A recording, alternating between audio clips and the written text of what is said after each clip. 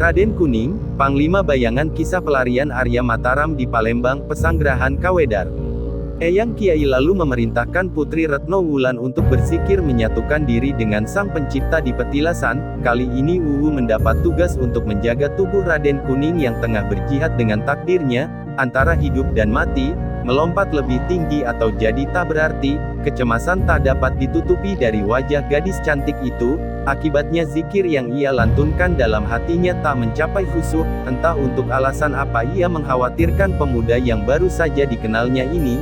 Ya, Putri Retno Wulan saat ini dalam keadaan yang serba tak karuan, hatinya berdebar-debar saat memandang tubuh yang kini tak sadarkan diri itu, air mata tak mampu dibendungnya. Hal itu terlihat dari sudut kerling matanya yang indah. Wuwu khawatir keadaannya ini diketahui oleh Eyang Kiai. Beruntung saja yang dikhawatirkannya tak kembali lagi ke petilasan.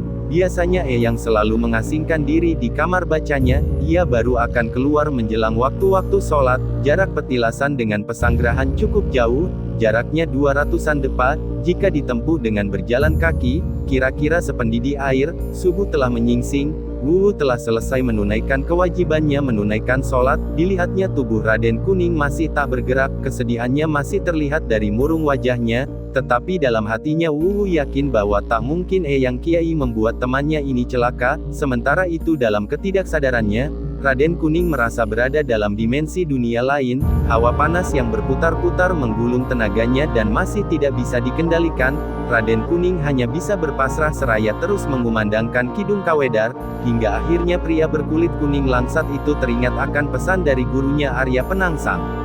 Dalam Kidung Lir Ilir tersembunyi sebuah makna yang jika diresapi akan menjadi sebuah kekuatan dahsyat. Kidung itu berisi ujar-ujar, jika ilir adalah batas hidupmu, maka menggeliatlah dari matimu, oleh karenanya engkau harus bangun hidupmu yang sekarang sebetulnya masih dalam keadaan tertidur. Raden Kuning tiba-tiba teringat pesan gurunya, mengapa harus dimulai dari Lir Ilir, hilir kehidupan adalah mati. Untuk dapat melompat jauh ke depan, maka manusia harus pernah merasakan situasi antara hidup dan mati. Itu adalah fase pertama yang harus dilaluinya. Selanjutnya fase kedua ia harus menggeliat dari keadaan mati untuk hidup, sebagaimana nasihat gurunya bahwa hidup yang ternyata mati adalah pertentangan dari keadaan mati yang sesungguhnya. Otak Raden Kuning terus berputar dalam keadaan separuh mati itu. Ternyata ia justru bisa berpikiran jernih. Tentu saja hal itu disebabkan keinginannya yang sangat kuat untuk lepas dari keadaan tak berdayanya ini. Otaknya terus melakukan Kidung Lir Ilir, hingga ia menyadari ada bait Ca Angon Penekno Blimbing Kuwi. Ca Angon berarti anak yang dipelihara atau ditempa dengan ilmu sehingga diharapkan dapat menjadi pemimpin di masa mendatang. Dipelihara dan ditempa dengan ilmu, itu adalah dua keadaan yang harus dilalui untuk menciptakan Ca Angon. Selanjutnya muncul pertanyaan, mengapa perumpamaannya buah blimbing? Sampai di sini Raden Kuning belum dapat memutuskan kesimpulan yang ada dalam otaknya. Akhirnya, ia menyadari hubungan antara blimbing yang jika dibelah dengan pisau akan memunculkan bentuk segi lima. Itu adalah perlambang rukun Islam. 5 perkara juga menyangkut kewajiban untuk mendirikan sholat 5 waktu. Dan fase ini adalah fase pamungkas atau fase yang ketiga, yaitu 2 ditambah 5 artinya ia harus menyebarkan hawa panasnya ke 7 titik saraf vital dalam tubuhnya. Ia mencoba mengingat ketika Eyang Kiai menotok tubuhnya di 7 saraf, di leher, kedua pundaknya, 2 titik di belikat dan 2 titik di pinggang kanan kiri, jumlahnya 7 titik, seolah menemukan cara untuk lepas dari keadaannya sekarang.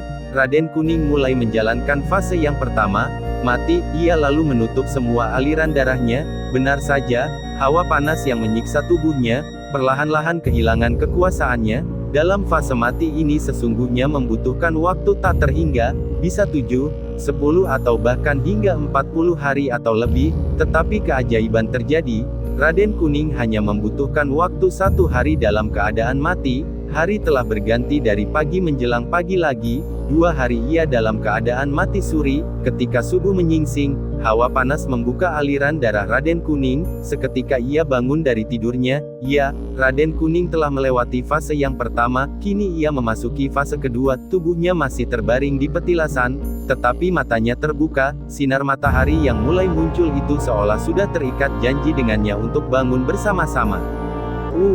Ada di mana aku? Rangnya, Putri Retno Wulan yang masih tafakur di dekatnya menyambut kesadaran Raden Kuning dengan senyum sumringah, nampak di wajahnya perasaan bahagia tak terkira. Orang yang ditunggunya selama 2 hari ini akhirnya membuka matanya. Alhamdulillah engkau telah siuman, Wira, aku mengkhawatirkanmu. Wuwu lalu mengangkat tubuh Raden Kuning agar dapat kembali duduk bersemedi, tetapi ia terkejut karena tindakannya itu justru membuat Raden Kuning kembali terjatuh kehilangan tenaga, lemas, hanya matanya saja yang terbuka, sedangkan tenaganya tidak ikut siuman. Bergegas Wuwu berlari memanggil Eyang Kiai. Eyang, tolong sahabatku, Wira. Belum sependidih air, Eyang Kiai ternyata telah datang. Kelebatan tubuhnya mendatangkan semilir angin sejuk dan wangi bunga melati. Eyang Kiai tidak melakukan apa-apa kecuali duduk bersila dan menyanyikan kidung lir-ilir. Tak ijo royo-royo, tak sengguh panganten anyar ca angon penekna blimbing kui. Lunyu-lunyu penekna kanggo mbasu dodotira kumintir beda ing pinggir dondomana jerumatana kanggo seba mengko sore mumpung padang rembulane.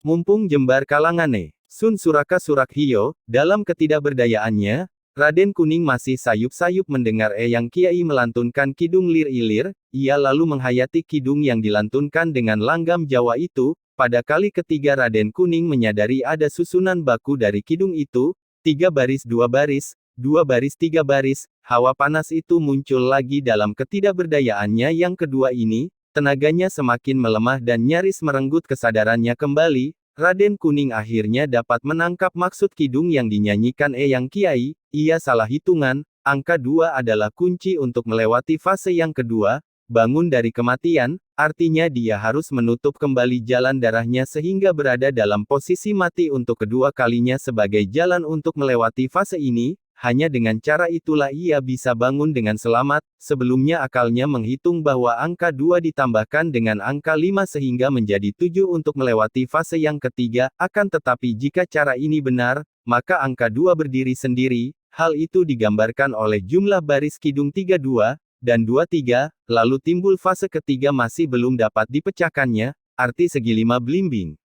Apa maksudnya? Pertanyaan itu tidak sempat lagi terjawab olehnya. Tenaga Raden Kuning semakin melemah dan akhirnya ia memutuskan untuk kembali menutup jalan darahnya sehingga ia kembali tertidur dalam posisi tak bernafas untuk kedua kalinya. Subhanallah, anak muda, ternyata engkau sangat cerdas dan dapat menangkap intisari dari ilmu yang kuturunkan kepadamu. Engkau tenang saja, Wulan. Ia akan baik-baik saja, setidaknya ia akan melewati fase yang kedua ini dengan selamat. Tugasmu masih sama, jaga ia agar latihannya tidak ada yang mengganggu. Eyang Kiai kemudian kembali ke pesanggerahan. Di tempat itu tinggal Wuwu dan Raden Kuning yang dalam keadaan tidak sadarkan diri.